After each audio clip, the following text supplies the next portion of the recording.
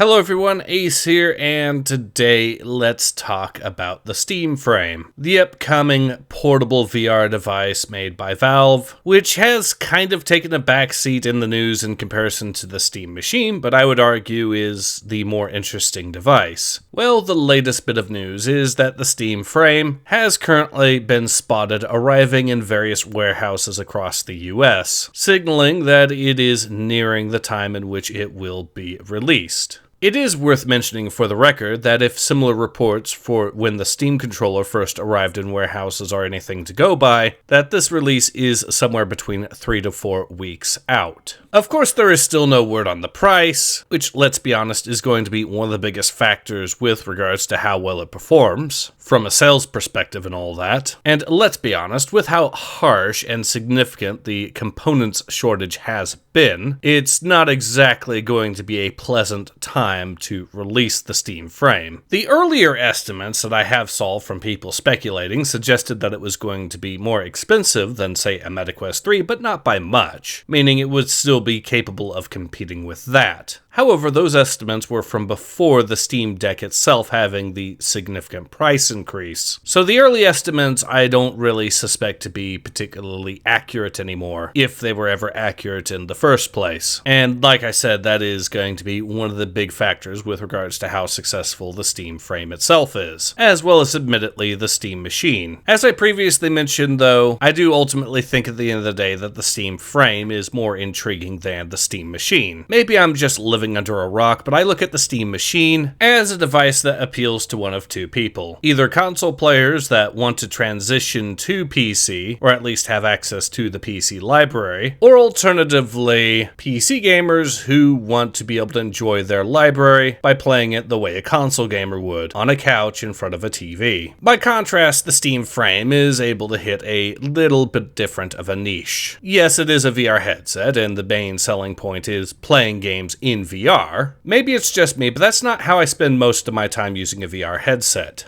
I mainly use it to watch YouTube while in bed. When I do play games, it's non-VR games that I'm streaming from Steam to the thing, and using a Gen 1 Steam controller to play the game. It's a really easy thing for me to do with the VR headset. It's similar to a person reading a book before they're going to sleep, basically. Call me lazy all you want, but that's how I mainly use the VR headset. That said, the Steam Frame does have the added advantage of essentially being a computer on its own that doesn't require needing to stream your PC library from your main computer, meaning that you can use it as a portable PC similar to a Steam Deck. Which, thanks to it being easy to pair with the Gen 2 Steam controller, that's a fairly intriguing sell to me. The idea of basically being able to play whatever game I want, on the go or in bed, and using a pretty nifty little controller to do it with that is fairly practical. A controller that's capable of handling any PC game I throw at it reasonably well. So yeah, like I said, the Steam Frame just makes a lot more sense, at least as far as I'm concerned.